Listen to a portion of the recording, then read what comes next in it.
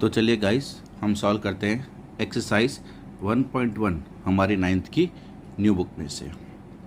Figure 1.3 shows Ryan's room. तो ये है रियान का room. O A B C, ये पॉइंट ओ है, ये ए है, ये बी है और ये सी है। Making its corners. The x and y axis are marked in the figure. आपको एक्स और वाई एक्सिस दिख रहे होंगे। ये हमारी रेगुलर एक्स एक्सिस, ये हमारी रेगुलर वाई एक्सिस। अभी इसके बेस पे ये 4 क्वेश्चंस सॉल्व करने की ट्राई करते हैं। इफ़ D1 R1, कहाँ है D1 R1? आपको दिख रहा है फिगर में, आपको D1 R1 दिख रहा होगा। ये है D1 और ये है point R1। If D1 R1 represent the door, तो यहाँ पे है एक डोर, यहाँ पे है एक door. How far is the door from the left wall, that is y axis. तो वाई एक्सिस से ये कितना दूर है? अगर हम ये वाई एक्सिस गिने तो ये यहाँ से कितना दूर है? ये यहाँ से 8 यूनिट्स दूर है। कितना दूर है? 8 यूनिट्स। तो ये हमारा डी जो पॉइंट है वो वाई एक्सिस से कितना दूर है? 8 यूनिट्स दूर है फ्रॉम द लेफ्ट वॉल। तो Y axis of the room तो कितना दूर है? 8 यूनिट्स दूर है। Question mark. How far is the door from X axis. अब एक्स एक्सिस से कितना दूर है? 0 यूनिट्स, क्योंकि ये जो लाइन है ऑलरेडी एक्स एक्सिस पर है। तो ये एक्स एक्सिस से कितना दूर है? 0 यूनिट्स। कितना यूनिट्स? 0 यूनिट्स। तो पहले पार्ट का आंसर क्या है? 8। इस पार्ट का आंसर क्या है? 8 यूनिट्स। और ये जो है already Y axis X axis पर है, तो इसका सेकंड पार्ट का आंसर क्या होगा? 0 यूनिट्स। अभी हम सॉल्व करते हैं question number 2। What are the coordinates of D1? D1 आपको दिख रहा है?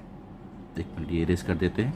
ये है हमारा D1, ये पॉइंट है हमारा D1। इस पॉइंट के कोऑर्डिनेट्स क्या हैं? इसका पहले एक्स देखने का। एक्स कितना है? 8 यूनिट्स। और वाई कितना है? 0 यूनिट्स। तो इसका आंसर क्या है? 8,0। तो ये हो गया सेकंड। अब हम थर्ड सॉल्व करते हैं। If R1 is the point 11.5, 0। अब R1 दिख रहा है आपको? ये रहा R1 11.5, 0। How wide is the door? अगर ये पॉइंट डोर का पॉइंट है तो डोर कितना वाइड है? डोर यहाँ से शुरू होता है और यहाँ पे ख़त्म होता है। अगर हम ध्यान से देखेंगे तो ये कितने यूनिट्स होगा? ये 1, ये 2, ये 3 और ये 3.5। तो इस पार्ट का आंसर क्या है? कितना वाइड है? 3.5 यूनिट्स। कितना दूर है? कितना वाइड है? 3.5 यूनिट्स बड़ा है ये डोर। ठीक है, आगे क्या लिखा है? Do you think this is a comfortable width for the room door? Room door के लिए क्या ये कंफर्टेबल विड्थ है? आगे बढ़ते हैं। If a person in a wheel chair wants to enter the room, will he slash she be able to do easily?